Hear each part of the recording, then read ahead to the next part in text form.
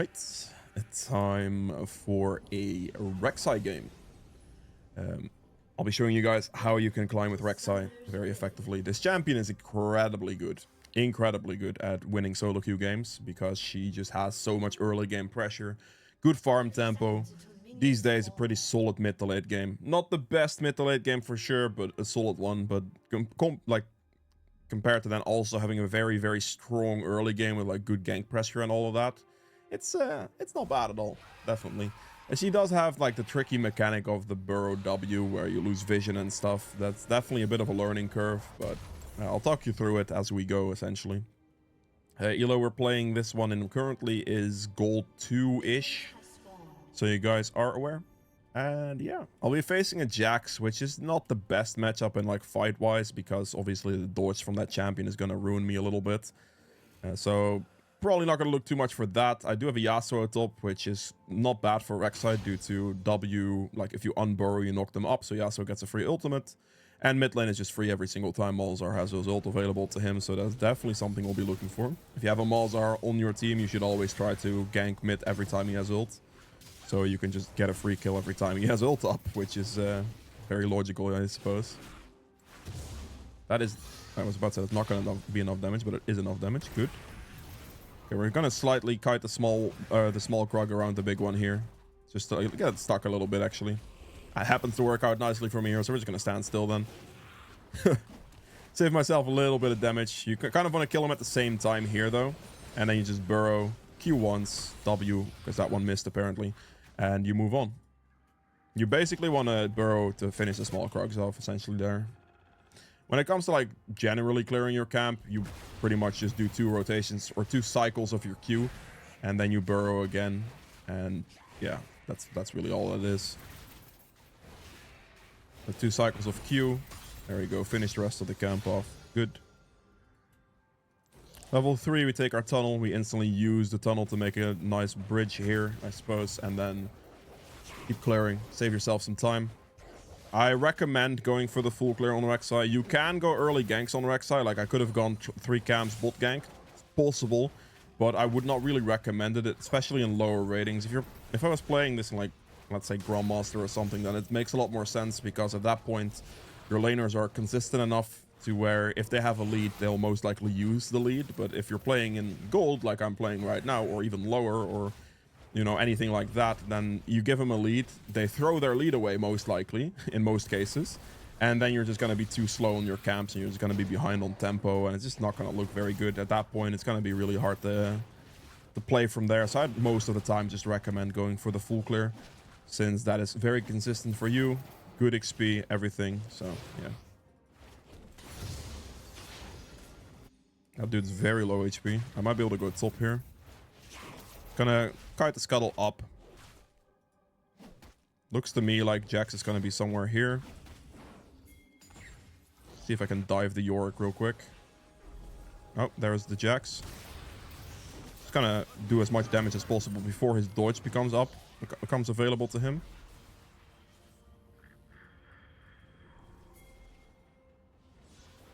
I kind of want to go for this.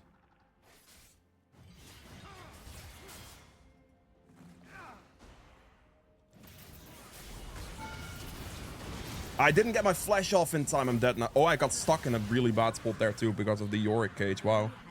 I wanted to do a little bit of damage and just instantly flash, but I was just 1 hit too late in flashing there and died for it. Yeah, that was brutal. That prison, like, I think I may have actually been able to survive, but that prison just completely locked me in that position. I don't even know what that was, but damn.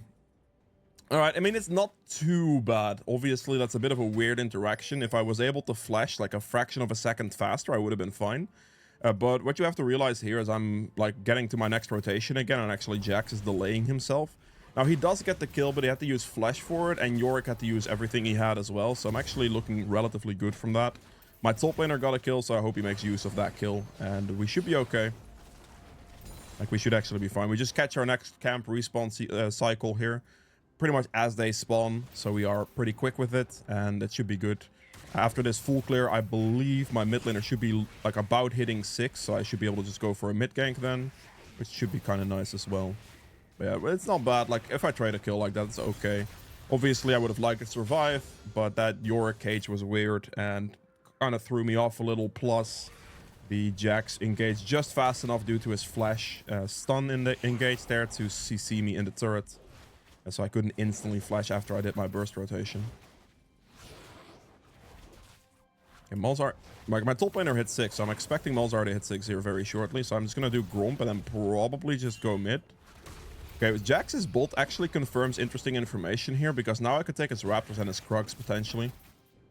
So, like, taking his topside Raptors and Krugs here would be quite big, actually.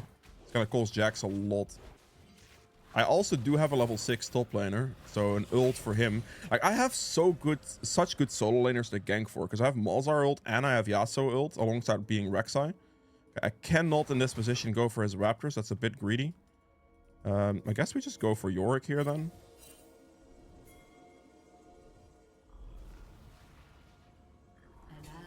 It's not warded, it's not. We should be fine.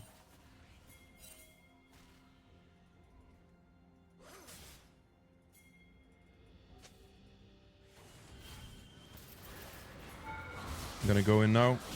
That's not good. I have to flash into this play, and I'm not too happy about it. Yeah, we waited a little bit too long there. The Jax rotated up and made it worse for us. Fair play. I'm just gonna take a reset then. I didn't think Jax was gonna do what he just did. I could have actually taken this guy's Raptors and Krugs, but I thought he was gonna go for that. Instead, he just went to go up here for some reason, which was a bit weird. He does have the priority difference now to most likely get the Void Gloves, but I'm just gonna catch the next camp respawn sequence. It's fine. If I don't like flash knock up there, my Yasuo definitely dies, so I think the flash knock up is probably worth it. I'm assuming here that it's just gonna be a rip the Void Glove situation.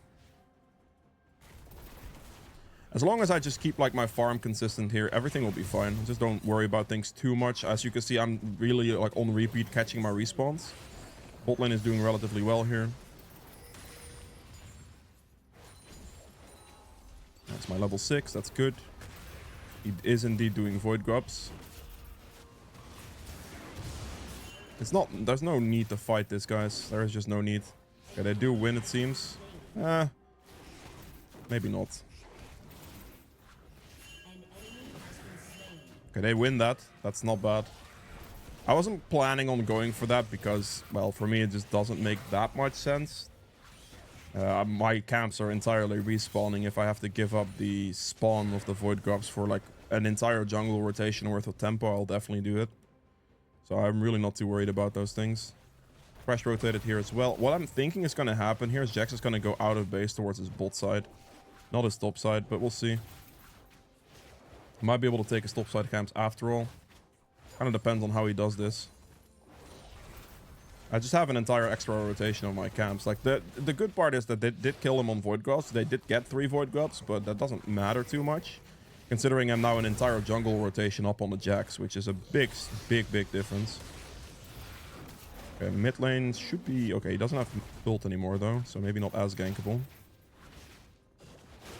Probably gonna have to danger ping Dragon now. If he does Dragon here, that would be incredibly bad for him. Because then he loses all 3 of his topside camps, because there was no way he could have had any of them at that point. If he loses his 3 topside camps here, the game's kind of over for this guy. Why is the Thresh mid lane permanently? Like, I don't understand this bit.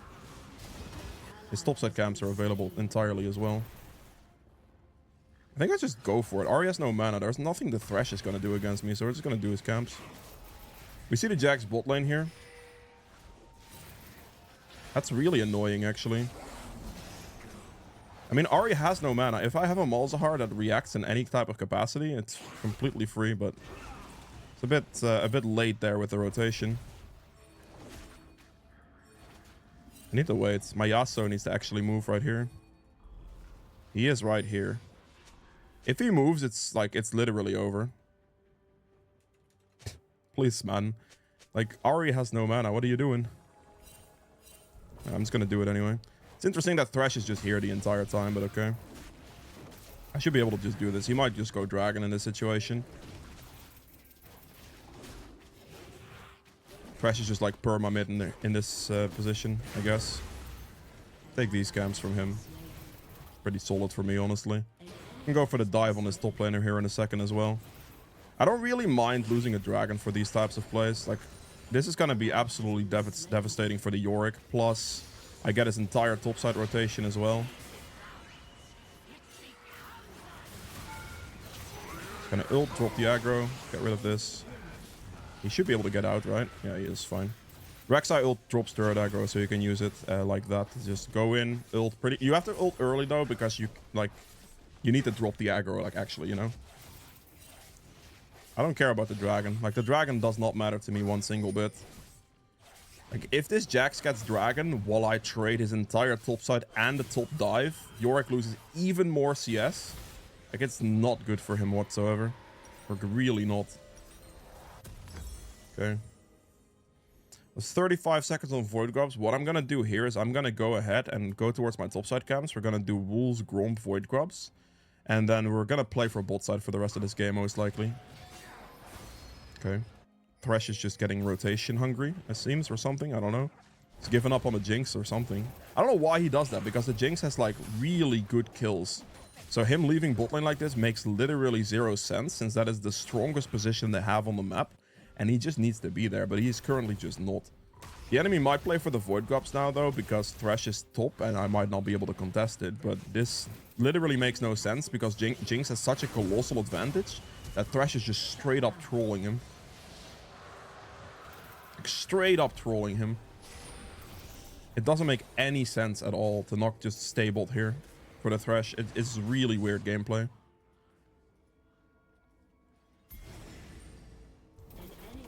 Yeah, the strongest side of their game right now is losing, because Thresh is deciding to rotate towards, like, the Yorick, who is absolutely useless. Like, I made him useless, and then he's rotating there to help, which just doesn't make any sense. Like, he should be playing with his strong side, which is his Jinx. He's very strong ADC at the moment.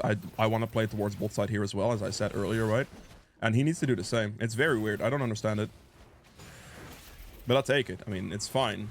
It's just not a good decision. It's gonna make their game way more difficult. Just gonna clear the scuttle here. And we just go bot side afterwards. I think my Yasuo should be fine in this situation, I hope. Gonna play for bot side of the map. Try to get some pressure through bot lane here. Mid lane / bot lane. Not gonna continue to go top here. Oh. It's just an awkward one there. I think if he instantly decided he wanted to go for that, he could have gone for that.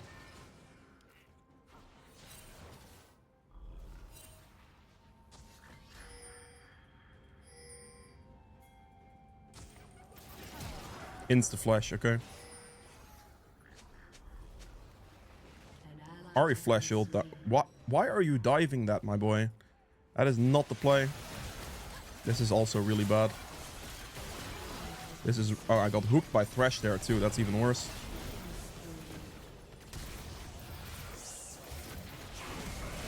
It should be fine, right? Okay, that's good. I'm able to clean this up, luckily. That's good. And not too bad, but kind of bad, you know? I think his blue should be here. Yeah, there it is. My Yasuo, on the other hand, decided to, like, hard dive and die to Jax, which is the only thing I'm, like, really sad about, because now we just lose top third for no reason. And I gave him such a colossal lead there that he just throws it away. Because, like, diving in a situation like that, when you have, like, no real, like, vision, I guess, in that situation, you just die for no reason. It sucks. Alright, overall fight there, not too bad. Malzahar slightly AFK'd mid lane in that position, which was a bit scary, but ended up being fine. Because we just won it, like, kind of anyway. Here, I'm just making sure that, like, no matter what happens, I'm keeping a good, consistent clear in there. So that is exactly what I'm going to do right now. I'm nearing my smite upgrade here, and also my level 11. Both of these things will be very significant. I have an opportunity to go for the mid fight. I'm actually going to do that. This is... I mean... Why are we doing this, guys? Oh, why is my Malzahar? Where is he going? Oh, come on. I'm just gonna go for this. It sucks that my Malzahar decided to leave the lane there for some reason. I don't know why he left, because it doesn't make any sense.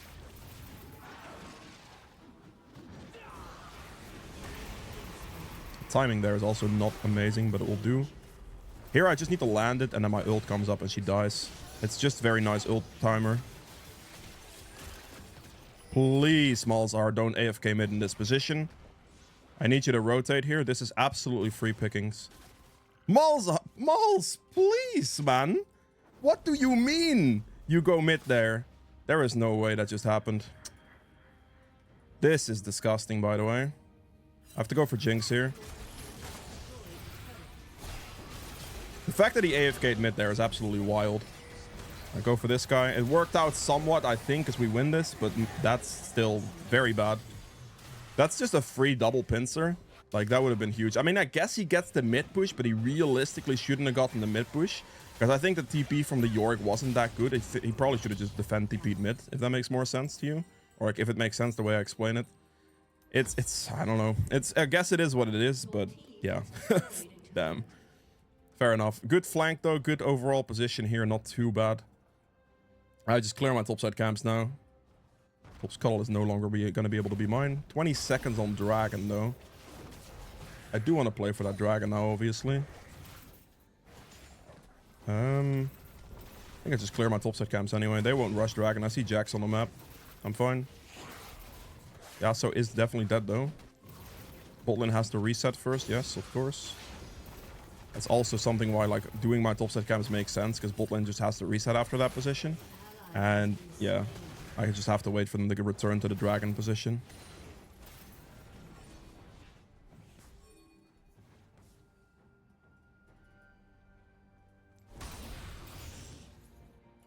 Okay. Just do the Dragon, it's free. Place a nice tunnel there that I could potentially use.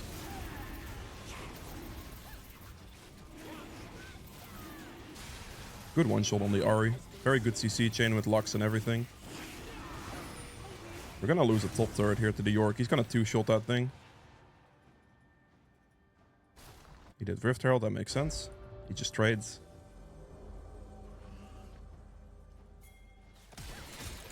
This could work, actually. This would be fine.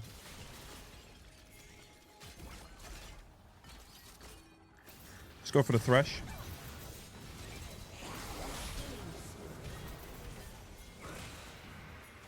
Just need my Caitlyn to follow this up and I'll be fine. We're gonna burrow here. He's gonna dash. I'm gonna go after him after that happens. We're gonna smite this guy for a bit of a slow. We burrow once again. Knock this guy in the air. Bite him. Perfect. Very good. Just use ult for the chase there. Like, all I need to do is just get in range of the Jax, and then I can use my E later after that to close the distance if he stuns me and then dashes away. Just gonna go shove bot here at the same time. It's a good overall catch. This is an awkward position. Get rid of that range one. Good. My ADC is doing quite well here. Probably best to go bot turret here. Because the mid turret's kind of not going to happen at this point. If they just rotate bot, that'd be better now. Question is if they're actually going to do it. Probably not, but yeah. That's so annoying. Why are we going top? Like... Okay, I'm just going to try to finish the turret. This turret's worth 700 gold. Even if I die for it, honestly, it's worth it. Okay, I'm worth 700 gold, actually. Maybe not worth it. Just dash over the wall, and I'm out. It's kind of free. Rek'sai things. Take the blue, take the Gromp. 700 gold for the side turret there is huge. I don't know why my team went for the top lane side turret. I think the bot lane side turret was like a better setup. But I guess it doesn't really matter. I get the gold for myself this time around this way, so not really a problem, you know. At this moment in time, I also want to make sure that I take as many of the enemy jungler's camps as possible. So you see me really like playing for his camps as much as I can. What are we looking at cooldown wise? 2 seconds. I can loop like this and it should be fine.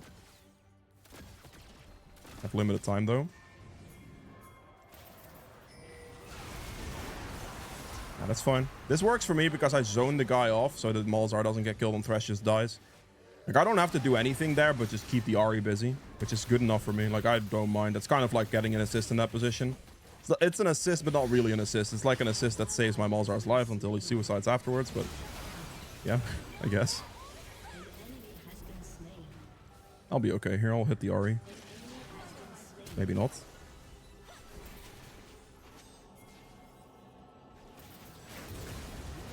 It's fine.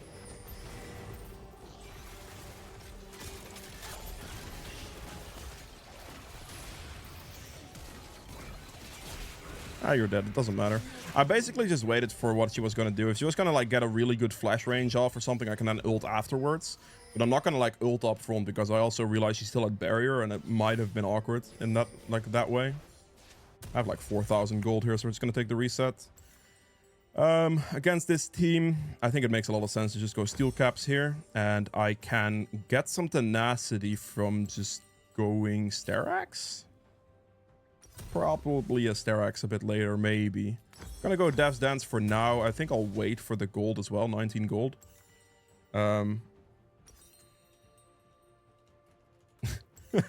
How does Jinx taste?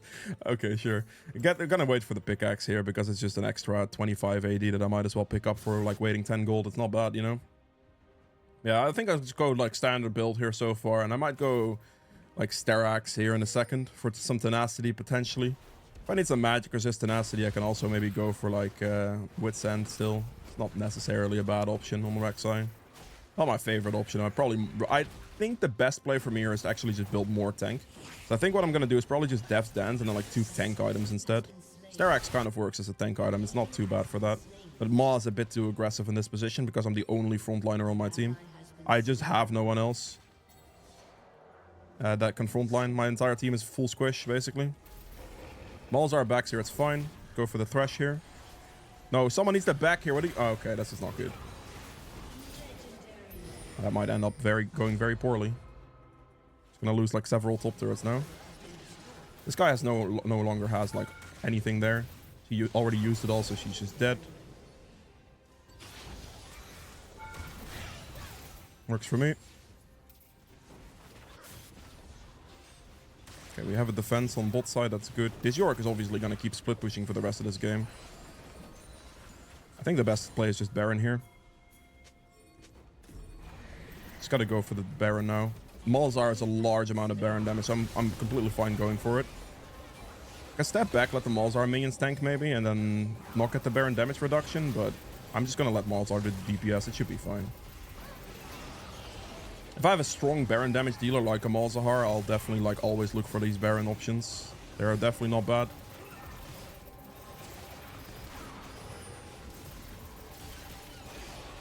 Just gonna go E-Smite.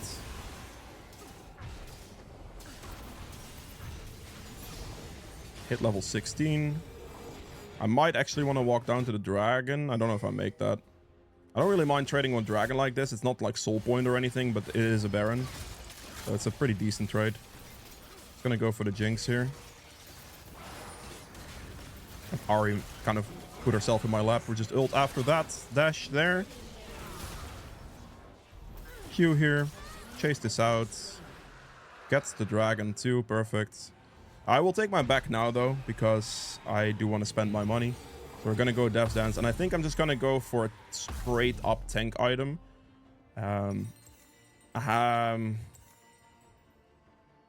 I think Warmogs makes sense here, actually. We're gonna go Warmogs. The reason I think Warmogs makes sense here is because they have Ahri as their mage DPS, but Ahri isn't that strong right now, so I think just building health should be good enough. And then I have the Warmog sustain on top of it, so it's just gonna be a better outcome, I believe. That is already a kill.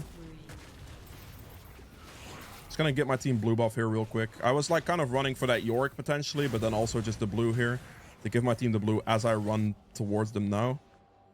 Because I had so much gold to back for an item I did. Team still gets a push. This might be a fight loss though. Just gonna E over this way. Auto attack it, please. Thank you. Did not want to have to use my sweeper for that.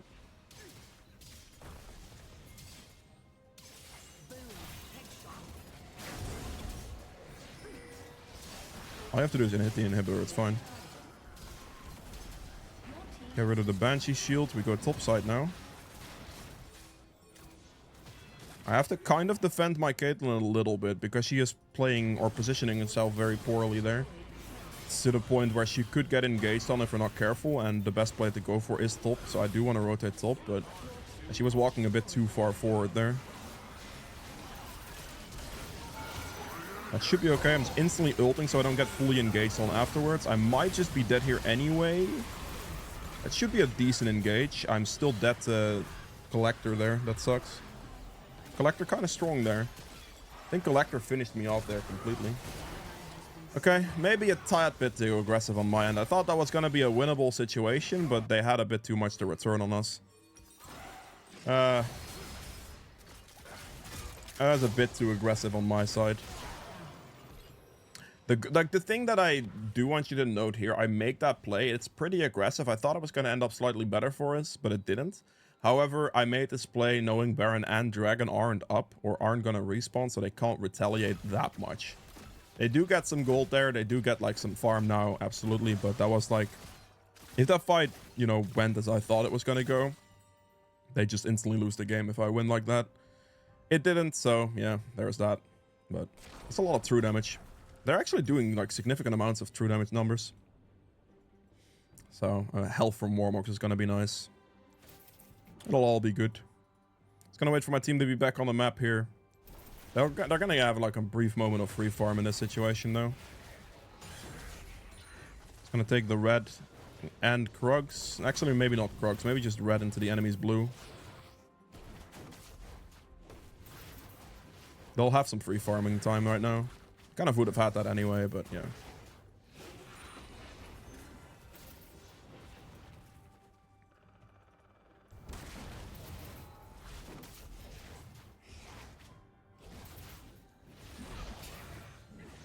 Blue is down.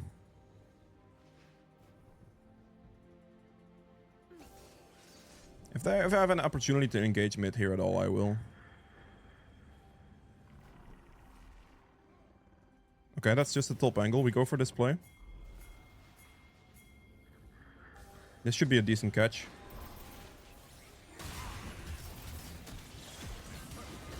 Got a tunnel towards the Jinx here.